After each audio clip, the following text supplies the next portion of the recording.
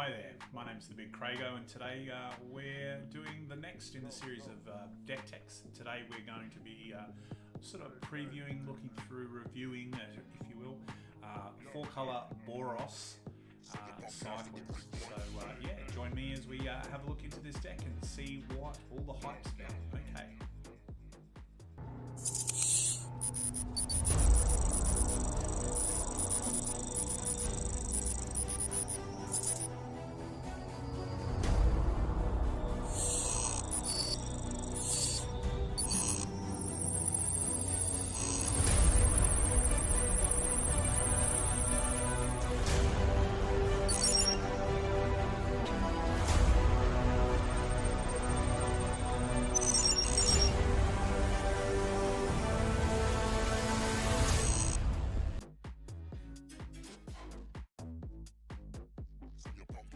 So let's break down the deck and sort of go through how it works and what the cards' synergies are. As you can see here, I've moved things around a little bit just to make it a little bit easier if you haven't seen this type of deck or you're not familiar with how it works, what it's designed to do.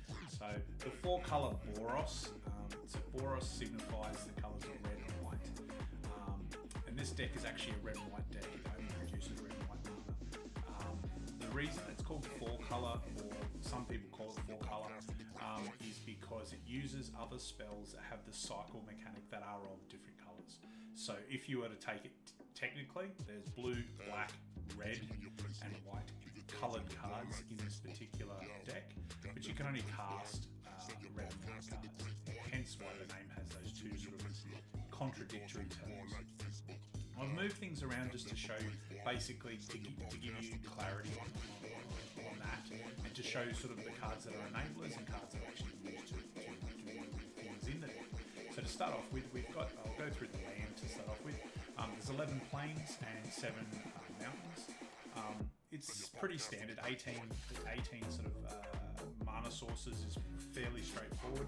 And with a deck like this, you actually can, because you don't have any high mana cost, generally speaking, the highest that you have is 4. And you have the ability to draw a lot of cards and go through your deck quite easily. That's significant amount of mana. Hopefully that happens when we're playing games and I don't get stuck on mana. As far as creatures go in this deck, there are 4 different options when it comes to playing them onto the battlefield. The number 1 is the Flourishing Fox. So I'll bring that up right here. Flourishing Fox is 1 white mana for a 1/1 creature. It's a fox.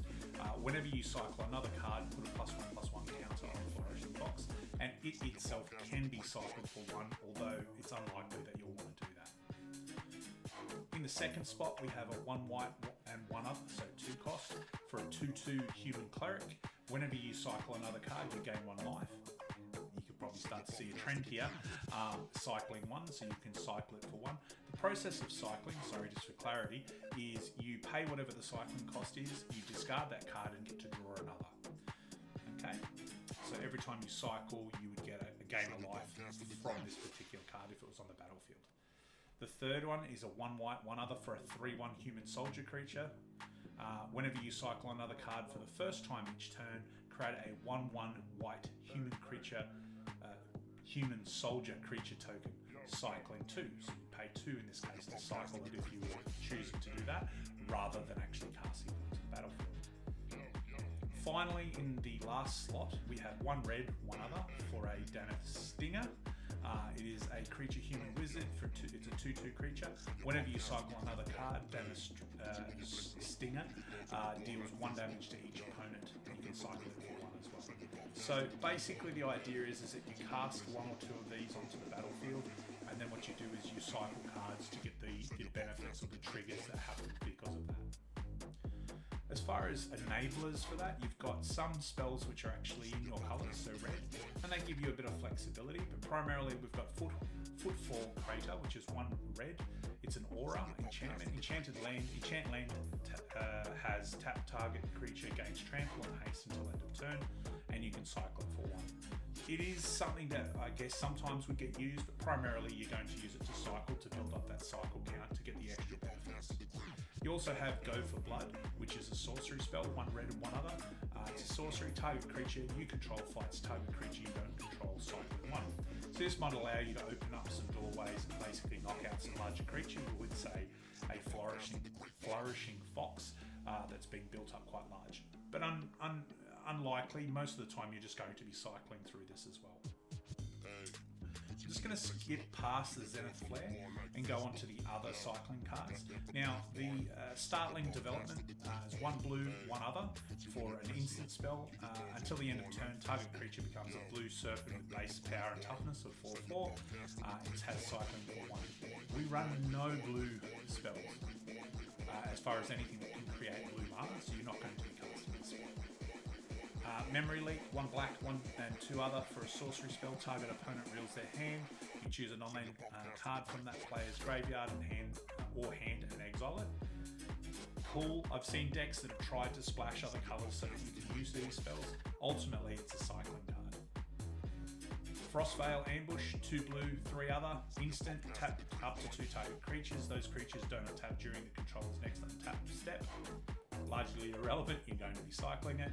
And finally, 2 blue, 4 other, sorcery, draw 4 cards, cycle 1. Same thing.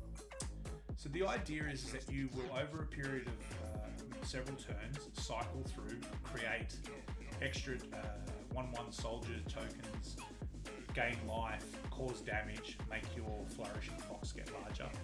And then what you do is you keep chipping away for damage. Eventually, you'll get to the point where you can cast, and this is one of the big punches in this deck, a Zenith Flare. Costs 1 white, 1 red, and 2 other. It's an instant spell. Zenith Flare deals X damage to any target, and you gain X life, where X is the number of cards with cycling ability in your graveyard. This is a fantastic spell that basically gives you the opportunity to gain a bunch of life, but also to do a lot of damage. You can even do it to the face of your opponent just to wipe them out. The other card, that's final one that's in here, is 1 single Boros. Boros here is a companion, which means that if your starting deck meets the companion's restrictions, in this case, that each permanent card in your starting deck has a converted mana cost 2 or less, which we do. During each of your turns, you may cast 1 permanent spell with converted mana cost 2 or less from your graveyard. It's quite good. It's a 3/2 with life. Ultimately, the idea of this deck is that you get a few things to stick on the board, you cycle through, and then you basically do the final points of damage with Zenith Flare. Let's go and see how it works. Before we actually go and play, I think I should probably go through and sort of have a look at the mana curve just to show you that. The average for this particular deck is 2.6, and as if you've watched any of other deck tech series, you'll appreciate that's fairly low down. It means that you're going to be able to get things onto the battlefield relatively quickly. You don't need to build up your mana so much. This deck runs 16 creatures, which is quite a few. It's probably not as much as, say, a White Weenie deck, but still quite significant. And it runs a lot of non-creature spells that are primarily there, as we've already seen, to cycle. So there you go. I just thought I'd go through them. Okay, so here we go for our first game. As you know, if you have watched the series before, all of the Deck Tech series starts off with 1 game against Sparky, which is the AI that the arena has, so that you can try decks out. This allows me to just basically play and sort of durdle through and actually concentrate on talking to you rather than actually playing the deck so much. Ultimately, this particular hand, I'm having a look at it. We've got 2 different creatures that we can play out that will benefit from the cycling. So I'm going to give it a run and see how we go. Keep that one. That's great, Sparky. I don't think this is going to be a massive challenge for you, but anyway, appreciate it. Say hi to Sparky. Sure it is. At this point, we just passed turn. Now, be aware if you are playing this deck that when you play a single land or things like that, it's going to always wait for you to say what to do, because you do have that cycle mechanic on many, many cards. Looks like we're up against the Goblin deck, so that'll be a bit of fun. Alright, so we're at a point now where we can put the second land into play, put one of our creatures into play. I'm going to play the Draneth Stinger. Now be aware that when you do play cards, it's going to give you the option to cycle, so don't click on the wrong one. Think about what you're doing for just that moment. I'd love to say that I've never accidentally cycled a card, but that's not true. If you're not necessarily thinking about what you're doing, it's very easy to make a mistake.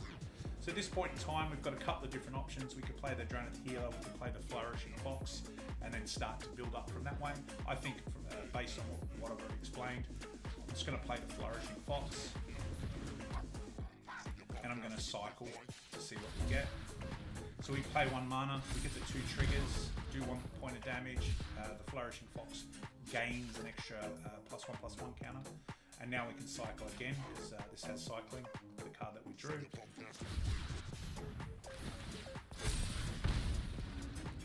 And you can see how we just sort of basically continue to roll on. At this point I'm going to swing in with the 2/2. Do 2 points of damage, drop Sparky down to 16 and pass turn back.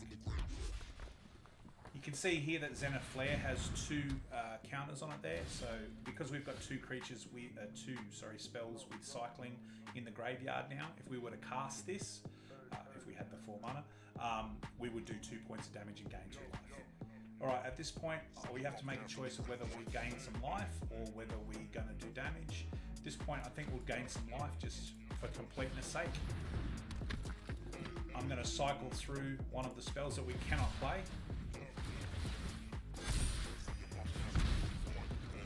As you can see there, it's basically the way it's designed to work. We're going to swing in now for 6. Knock our opponent, Sparky, down to 9.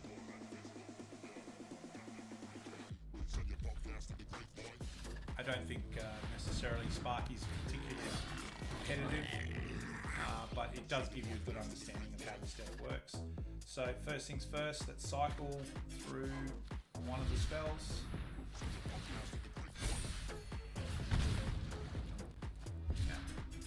Cycle again.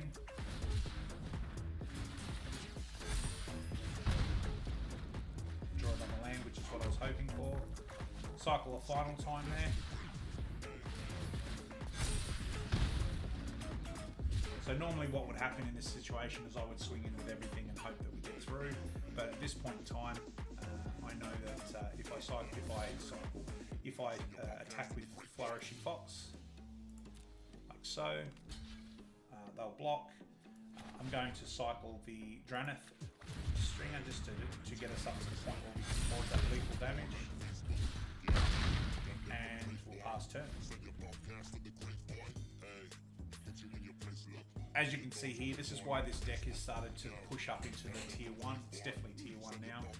I would say it's probably taken a lot of the shine off some of the other decks that are in standard at the moment, in that sort of tier 1. I'm not going to block, I'm just going to let them do their thing.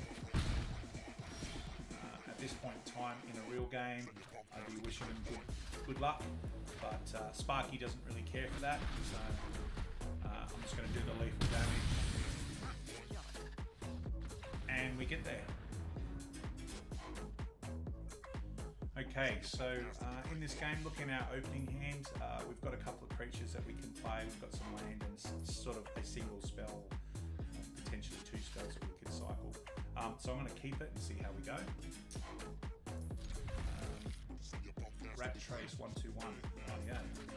See if we've going to draw out some removal here. Could be up against, by the look of the Dimir sleeves, could be up against rogues. Some sort of mill deck. I wouldn't be unhappy about that, to be honest.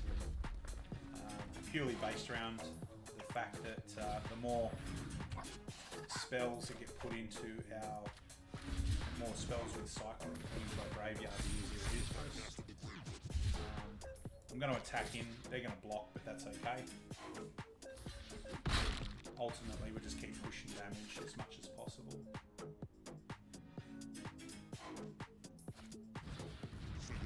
Okay, so they're going to play a second rune crab. Mill us a bit. Okay. Right, so we've got to be careful. The only thing I'm sort of now concerned about is that if they mill the other 2 Zenith Flares, we're in for a long game. But you know, that is what it is. I'm going to cycle through to cause these to grow. Quite large and in charge, hopefully. We have got ones here, that's good.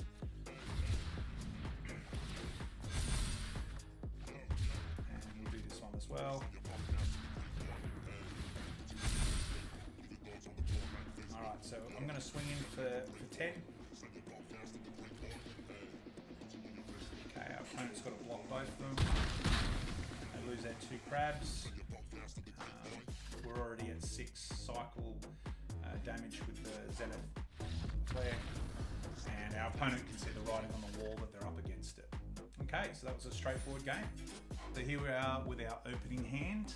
We've got a couple of creatures, couple of spells to cycle. So this is an okay hand. It's not the best, but it's okay. So we'll keep it. Wish our opponent all the best. Much love.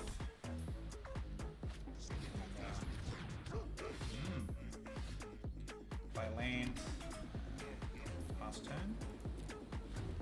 I'm not going to cycle immediately because I want to maximise the spells that I've got in here. Oh wow, we could actually be playing against a Boros dog deck, which is pretty cool. Pretty cool. I like it. Okay. My turn. At this point, play this. Play the Valiant Rescuer, who's carrying his monk buddy off the bridge with the dinosaurs trying to eat everyone. Or is it a boat? I don't know. Can't see. Looks pretty cool though. Yeah.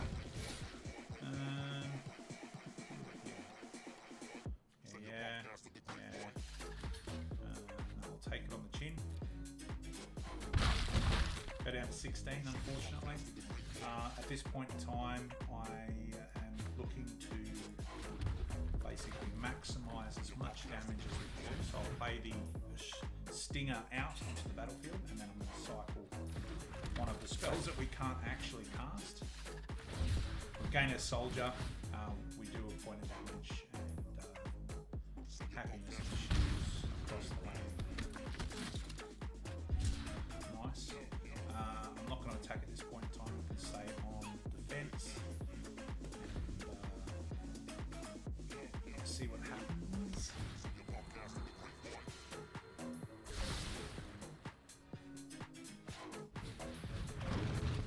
Yeah.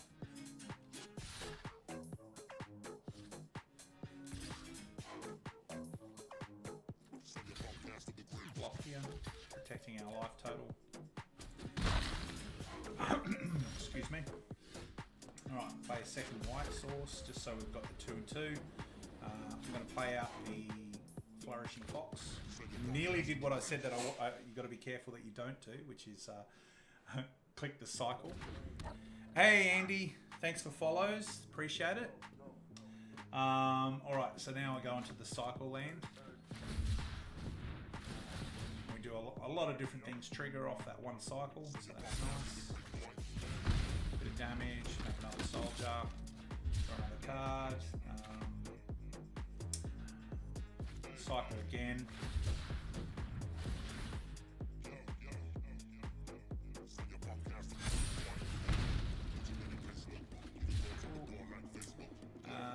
I'm going to play this out, and let's see what happens. I'm guessing that probably they're going to start attacking a lot because they can see the writing on the wall.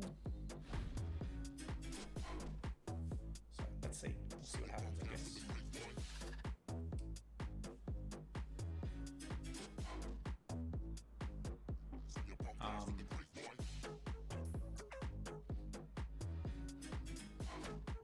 It's actually a really fun deck to play using.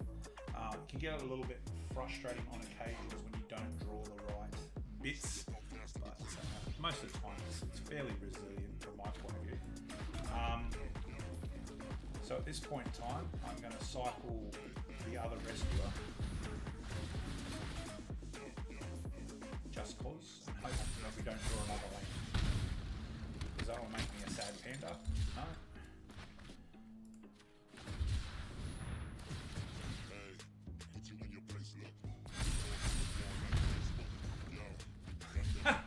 What are the chances?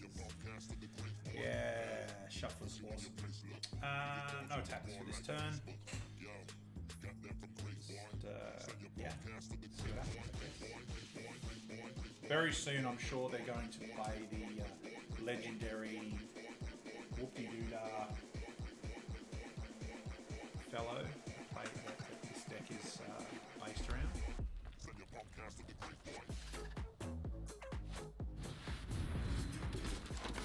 That is not the one I thought they were going to play, but still very cool. Play lands. Protection from each converted mana cost other than 3. 1, 2. Okay, that's pretty pants for us.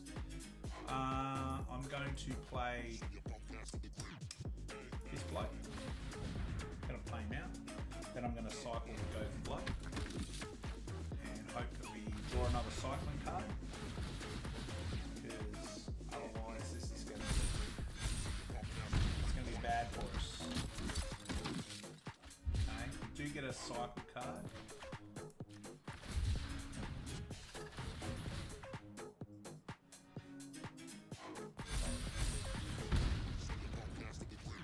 Nice.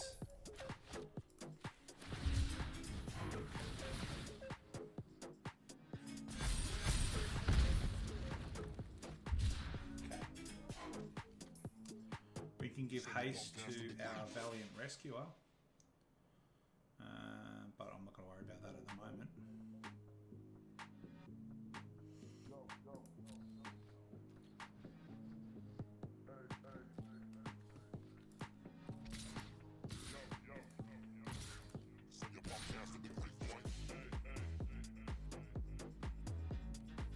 Just 4 attacks, I reckon. Just 4. Let's see what happens. See what the blocks, if any, they better be, otherwise you'll lose the game. Yeah. Yeah. Sure. And I'm gonna do this.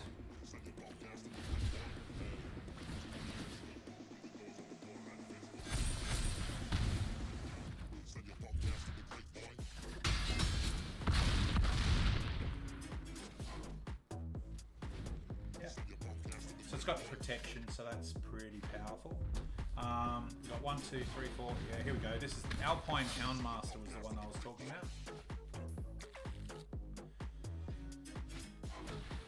Yeah.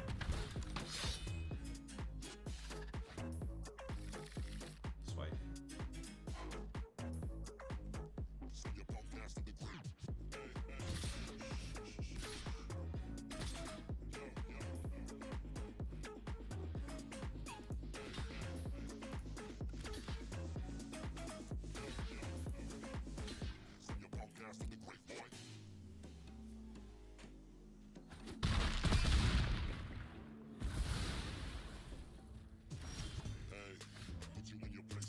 So, play land.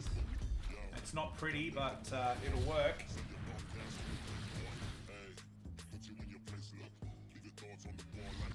And we get there. Our opponent realizes it's all over Red Rover.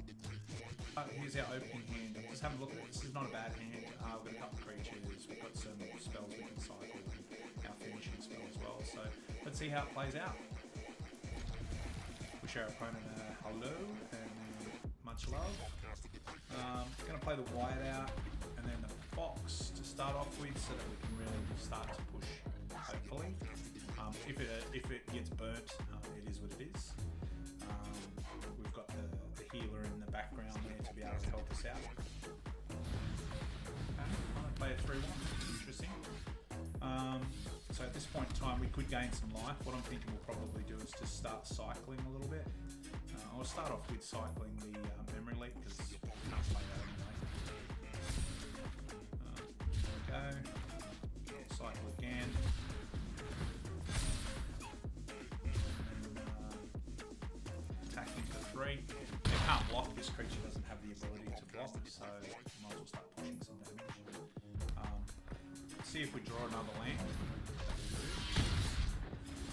We do, which is great. So what I'll do here is basically play the Valiant Rescuer out. And then I'm going to cycle the spell that we can't actually cast. Giving us a 1/1 blocker and making our fox large enough to swing in. And they've got to make a tough choice whether they want to take that on the chin or potentially lose their annex. Now, if they attack in with these two, I'll probably block the Rimrock Knight, just because I can.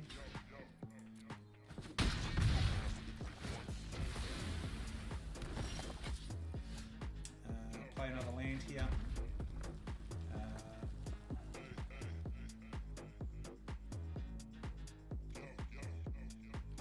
Cycle the, actually cancel that. Play the other fox. Start off with cycle this.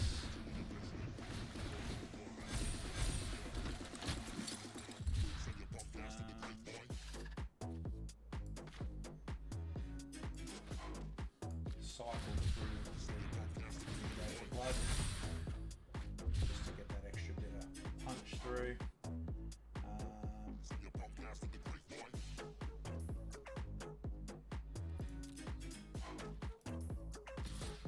Attack in with these two because they can only block with the annex. If they don't block, wow, okay, so that's really intense for them because now we are in the driver's seat as much as we can leave here. Okay, so they realise they can't push through as much damage and it's all over. Nice. So there you go. There you have it. The deck itself is fairly solid. It can be a little bit fragile when it comes to the mixes of creature cards, land, and spells. It's the same as every Magic deck. I think that this deck overall is fairly well positioned in the meta. I think it's probably knocked some of the more general purpose decks, like I would say the Gruul mid-range, Gruul decks, pretty much it's pushed them out. It definitely has a field day with things like Rogue, so the Dimir Rogue deck. If you mill cycle cards into the graveyard and don't have the ability to take them away, e.g. exile them, it just sets you up for massive amounts of damage being shot at your face. All in all, big fan of the deck. I think it's a good, solid deck. It doesn't make me want to play it all the time, but it's definitely got the ability. And if you're just starting out, it's a great way of getting your head around the different options when it comes to play. It's not just about attack. It's not just about burning face. It's not just about this and that. It's got a lot of different options. And that card draw is really fun as well. Yeah, all in all, I would probably give this, I would say, a B+. As far as the deck goes, and I look forward to seeing other people's comments below when you watch this video on the tubes. If you're interested, come and check me out. I stream Monday, Wednesday, Friday, 7 p.m. to 10 p.m. Australian Eastern Standard Time, which is Greenwich Mean Time plus 10 hours. I've got a YouTube channel, which you're watching this on, Facebook page, and obviously Twitch. So yeah, they're all under the BigCraigO. Feel free to check it out. Start of March, I've announced some extra merch for St. Patrick's Day themed merch. So go and check that out. And you know, if you feel so inclined, pick up a shirt. Subs are really appreciated when it comes to Twitch and Facebook, YouTube. I mean, it helps us to sort of monetize and get some revenue in to be able to pay for other things. So yeah, don't forget to also to check out Spectrum Games. They're a Sydney, Australia-based card retailer, purveyor of cardboard. They have singles and accessories. Go and check out their web store. It's www.spectrumgame.com.au. Good people. If they don't have what you want, just send them an email. Let them know. See if they can get it in for you. Other than that, guys, really appreciate all the support you give me. Look forward to next week's Deck Tech and streams. See you then.